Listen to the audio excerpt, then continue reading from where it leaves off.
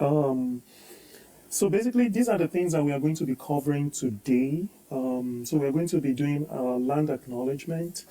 We are going to be talking about the overview of UBC, right? And also we are going to be talking about the scholarship, so the MasterCard Foundation scholarship itself. And then finally, we are going to have some opportunity for Q&A once we are done. Thank you for those who are still posting where they are from. That's awesome. Thank you. All right, so we're going to start with land acknowledgement, and this might be new for most of you. So in Canada, we always do land acknowledgements to acknowledge the people who first called the lands that we live home.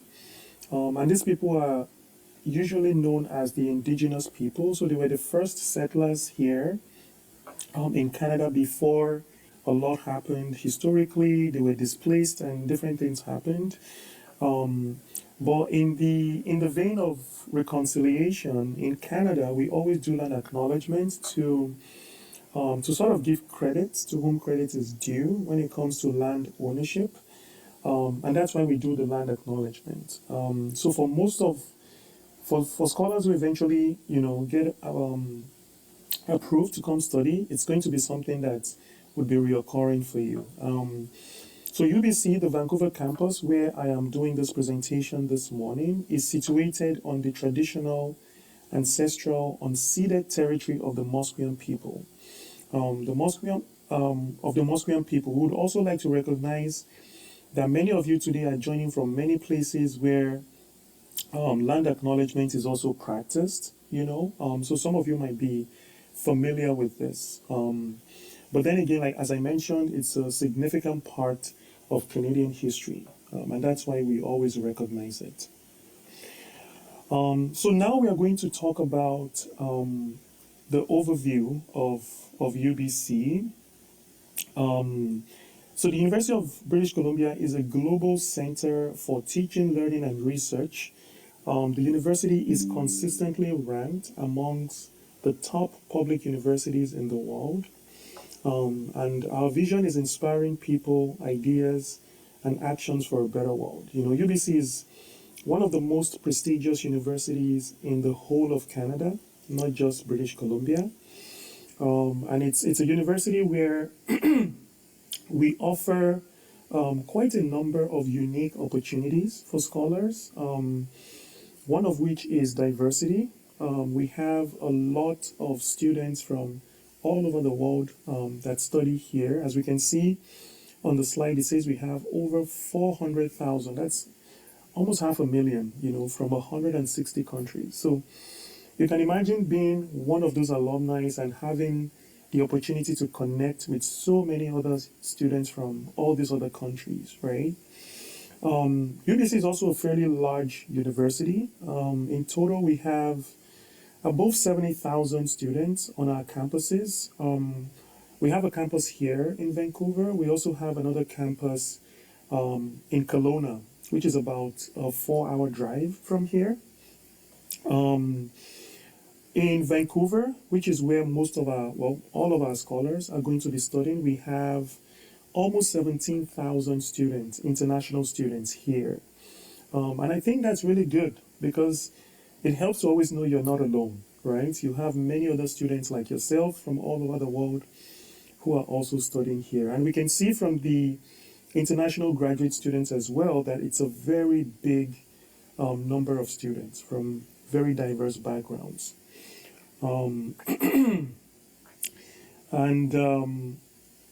We also have one of the things that we really pride ourselves in here at UBC is our student support. So we have very, very high quality supports that are available for students to succeed. Examples are like career service that can help you, prepare you in getting employment. We have student clubs where students can join and have fun. Like, for example, we have different sorts of clubs, sports club, program clubs as well, just to get students engaged. And we have counseling as well for students who might need, some mental support while they're studying here. We also have on-campus housing for graduate students, of which all of our scholars take advantage of as well. All right, so now we're going to talk a little bit about the MasterCard Foundation Scholars Program here at UBC. So the main objective of the MasterCard Foundation Scholarship is to really develop transformative leaders on the continent. You know, we have so many talented people, like many of you who have joined the session this evening. And MasterCard Foundation really wants to empower every single one of you to be able to make a difference on the continent. You know, that's the main reason why scholars are being funded to come study here. We really want to see that impact on the continent, right? So, and even while scholars arrive in Canada, we have many programming that can also support scholars in being transformative leaders as well. So we have supported 171 MasterCard Foundation scholars in the last 10 years. And the foundation is hoping to support about 351 more in the next 10 years. And that really should come as a bit of a good news for scholars. I'm sure many of you attending this session have maybe applied in the past, but you were not able to get in, and you're hoping to maybe try again this year. So over the next 10 years, so from 2023 to 2033, we are going to continue accepting scholars. Of course, we do have age limits, right? But for those who are still within that age range, if you don't get in this year, you can always try again, right? Annually, we get about 39 scholars, and our target is usually 70% women, 25% refugee and displaced persons, and 5% students who are living with a form of disability. I'm sure many questions are, why is the women population so high? This is the direction that we've gotten from the foundation. We can't really do much about it. I believe the foundation really wants to empower women, because women are, heavily disadvantaged on the continent, and this is an opportunity to sort of give them that chance of getting like really high quality education to not only empower themselves as women, but also to empower other women as well. And the focus of the scholarship for the next 10 years is forestry, agriculture, water and land management, and data science. And these programs have been chosen because they are key enablers of sustainability. The foundation is very big on sustainability, and that's why these programs have been chosen. And finally, on this page, the scholarship is fully comprehensive. So we cover everything. We cover stipends for living expenses, we cover housing, we cover feeding, we cover books, equipment that you will need when you get here. We even cover things like application fees when you're applying for things like your passport, your study permit. It's a unique scholarship, because it's fully comprehensive. So just to give us like a bit more information on what types of programs that we cover, that scholars can apply to here at UBC, we have three main faculties. So we have the Faculty of Forestry, so we have Master of Sustainable Forest Management, we have Master of International Forestry, Master of Geomatics for Environmental Management, Master of Science or Master of Science in Forestry. That's a thesis-based option for 2 years. And then our newest program is the Master of Urban Forestry Leadership. That program just came on board this year. In the Faculty of Science, we have Master of Data Science. That's the only program we have. That's one of our biggest programs, actually. And then in the Faculty of Land and Food Systems, we have the Master of Food and Resource Economics, and we have the Master of Food Science. And we've noted here that most of our programs are usually between 9 to 12 months, except for the thesis-based master's program, which is for 2 years. And it's also important to note as well that our method of our language of instruction is English here at UBC.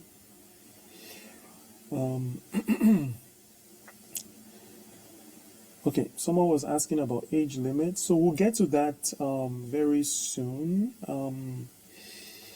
So we'll continue. So what are the admission criteria for applying? The minimum requirements varies by country, and more details can be found on our website there. So if you want to maybe take a quick screenshot to visit that website and check your various countries, you can do that. Some examples of academic requirements would include having completed courses or experience in your area of study. So for example, it would be really good if you have some sort of experience in those 3 faculties that I mentioned in the previous slide. Even if you haven't completed courses, but maybe some work experience in those areas would also help. You must have a B+ range, which is usually like a second class or upper division CGPA. For students who maybe your degree was not offered in English, you may need to provide language proficiency exam. And again, that's why we often refer to prospective scholars visiting that link on the page here to check the requirements by your country. We also require academic and character references, right? So it will be important for you to have academic references from your university. That's priority, right? And you could also add character references as well. So maybe people that are close to you, people that maybe you've worked with, and they can speak to your character. And then finally, you do need a detailed resume. I can see my chat box popping up consistently. What is the age limit? Mary said 30. I don't think it's 30. I'm going to get to that very soon. All right, so we'll continue. Timeline and admission cycle. So this is actually very, very important, okay? I want us to please take note. Last year, we started what we call a completion of expression of interest. In previous years, we typically never use expression of interest. We just open up the application and everybody can apply. But in a bid for us to sort of streamline our processes, we've introduced this expression of interest that started last year, and we're going to continue with it this year as well. So step 1, August 31st, which is on a Friday, we're going to open our expression of interest form on our website.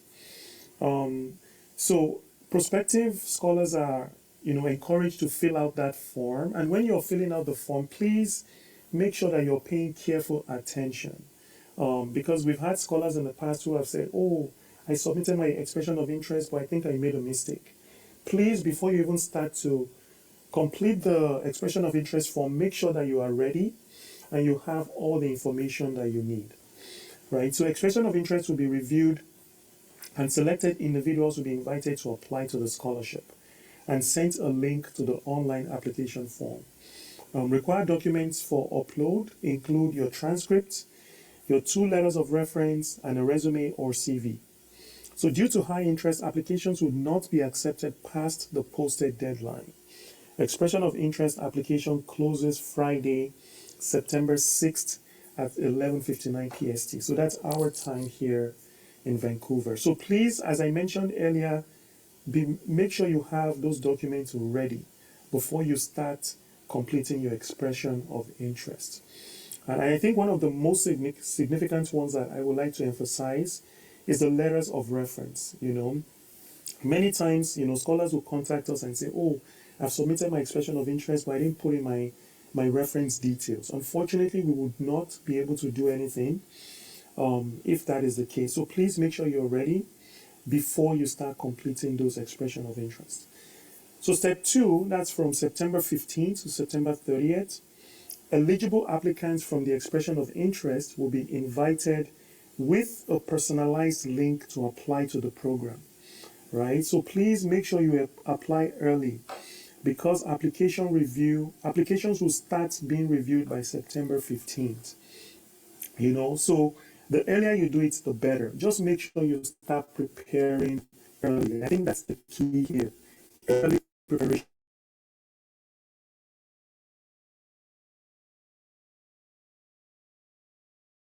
is very, very important.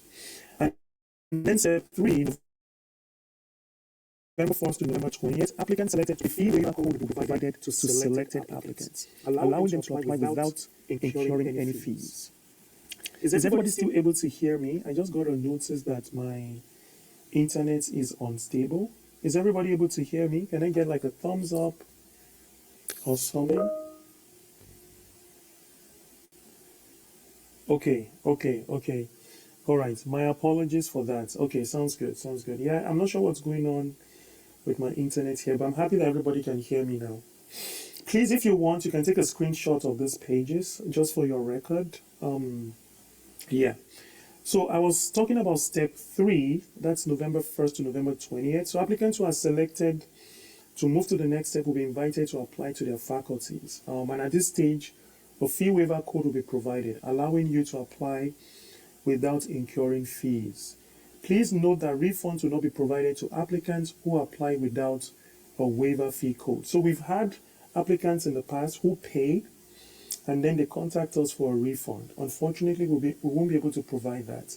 We've also had applicants who maybe they got the code in their email, but for some reason they can't find it. They connect with us like, oh, I can't find my fee waiver code. Please make sure you're checking your emails, make sure you're checking your spam folder as well, because sometimes the code might go to your spam folder, right? So you want to make sure that you check properly before even contacting us. And then step 4, which is from December 20th to January 1st, applicants who make it to the next round will be contacted to participate in a video interview, right? So when you're doing your video interview, you want to make sure you have, the proper equipment, your computer, your internet is stable. If possible, if you have a friend or a family member who has good internet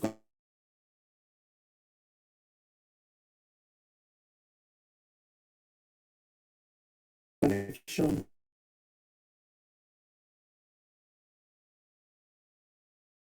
good computer, it's a good idea to actually go there and make sure you record your video interview there. I hope you can still hear me. I think okay. Just one quick second.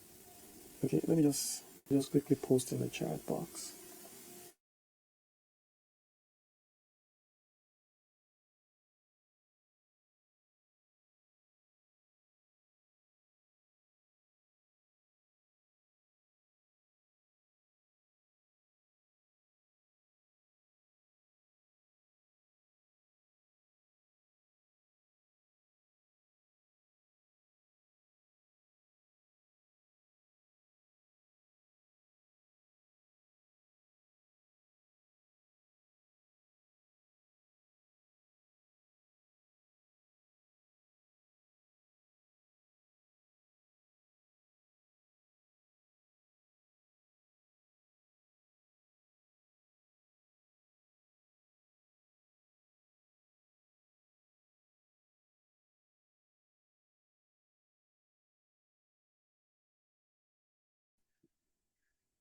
Hi everyone. Toyosi will be joining us in just 2 minutes. He's just working on his internet connection.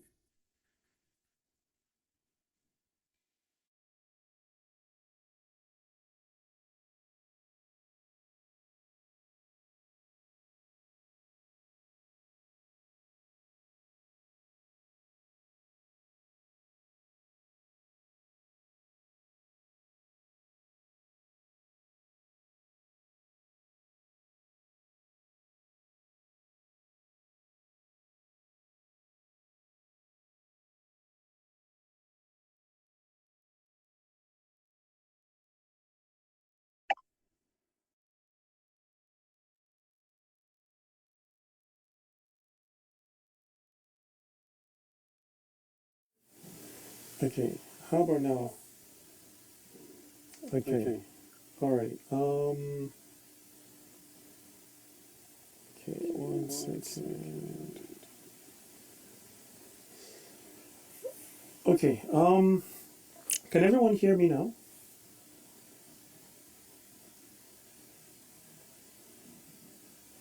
Yes, okay, perfect. All right. Okay, my apologies for that. We would continue, and I hope everybody can still see my page. Okay, that's good. All right. All right. So I think I stopped at step 3, and I think that's where I was talking about the fee waiver code for selected applicants. So I mentioned that please do not pay out of pocket because the fee waiver code is meant to avoid you incurring any fees. So applicants who are selected to move to step 3 should all get their fee waiver codes. And I also mentioned please check your spam folder because sometimes the code goes into your spam folder. And then I mentioned that step 4, applicants who make it to the next round will be contacted to participate in a video interview. And I mentioned that it's so important at that stage to ensure that you have a good computer, you also have good internet connectivity. And then step 5, selected applicants will receive an offer in mid-February to early March for the winter term. All right, so these are some recommendations that scholars could use in preparing a strong application package. We know that many scholars use AI, and there's nothing wrong with that, but you have to use AI responsibly. You have to make sure that you represent yourself, right? You want to be as authentic as you can. It's important to also highlight your accomplishments and achievements and also be as truthful as you can. You don't want to, big up yourself and you won't be able to back up what you're saying. So as for references, 2 references are needed. Please choose a reference who knows you well and can speak to your academic abilities, your leadership potential, your character, and involvement in the campus community or community at large. And this could be your teachers, employers, or community leaders. Please do not use like family members because we want to avoid bias, right? I always say the best references you can use are your teachers or maybe your employers, right? Please provide your reference with enough time to write. For many of you who are thinking of applying for the next cohort, it might be a good idea to start talking to your potential references from now. Please give them enough time ahead. One of the references must be academic, so you can't provide like 2 references without one of them being academic. That could disqualify you from the application. And also, please make sure the reference letter is on a letterhead. We've had some references who have handwritten on a piece of paper and somebody just takes a picture and they upload it. So that is not going to be accepted. Make sure it's on a letterhead of their company or institutions that they work for. And please make sure it's on PDF as well, not on Word document. I already spoke about the use of AI. Please avoid reading transcripts during the video interview. It's okay to have like notes that can guide your answers, but we don't want you reading off the notes. We want you to be as genuine and as authentic as possible. Make sure you have answered all questions before moving on because there may be no back button. And this is for scholars who are applying for the expression of interest, right? So please make sure you take your time to fill out the information and filling out the correct information as well. And please do not wait until the final day to submit your application because if something goes wrong, you might be out of time to, get support. All right, so having a good resume is one of the advantages that scholars have when applying to this program. It's so important to have a resume that is properly written, well spaced, with the right font and all that. These are some examples of resume templates that scholars can use. if you go to the UBC website, you can actually find these resume templates on there as well. And you can use them to sort of like, as a guide when you're working on your resume. All right, so we've come to the end of the presentation. We're going to have more information on the website. As I mentioned earlier, we have info sessions from previous years that have been posted on the website. So if anybody wants to watch any of those, you can visit our website. And also any other information that's, directly related to the scholarship can also be found on our website. All right, so thank you so much. I think we can take questions now. Let me stop sharing my screen. Okay. Before we go into like people asking questions on muting, I'd like to make sure there's no pending questions in the chat box. I know some of my colleagues have been helping to answer some of those. So I'm not sure if all the questions in the chat box have been answered. Let me see. The minimum. Okay. All right. Cool. So we have people answering those questions. All right. So I'm going to go by hands raised for those who have questions. And the first hand I can see, please, if I do not call your name, please do not unmute. Please unmute only if I call your name. So please, if you have questions, you can raise your hands.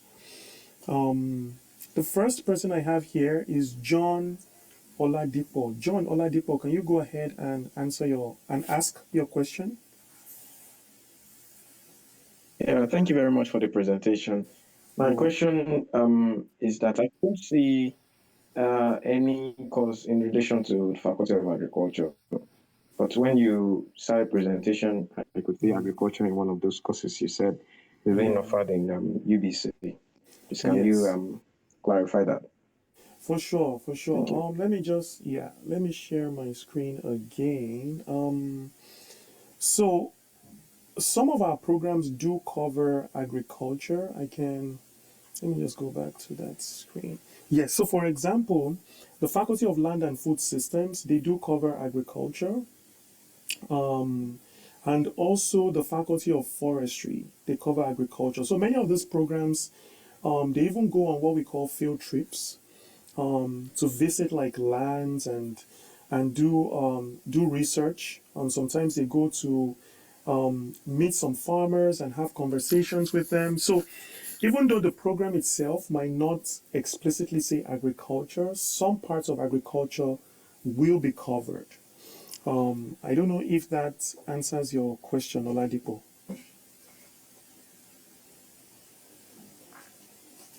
Does that answer your question? Okay, all right. I hope so. The next person on my screen is Hannah Ibrahim. Hannah, do you want to go ahead and unmute and ask your question? Yes. Hi, Toyosi. Good day. Hi. Thank you so much for the presentation. So my question is concerning the transcript. So as a Nigerian graduate, the different schools have different way of that they interpret their transcripts. So I want to be sure if it's okay if your academic office gives you your transcript and is showing the courses and the grade points and your GPA and it's stamped, if that is okay, because that's how my school does it. Thank you. Okay. Yeah, that should be fine. That should be fine, Hannah. I don't see any issues with that. Because when you're filling out your expression of interest, you'll be asked to upload your transcript. So if you have a copy of that transcript and you're able to upload it and it clearly shows your grade point average, it shows the courses you've done, the name of the institution and all that, I believe that should be sufficient.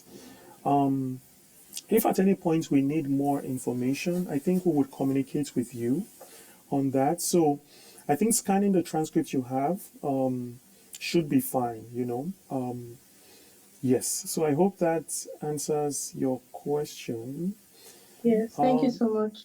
You're welcome. You're welcome. So the next person on my page is Felix Agin or Agin.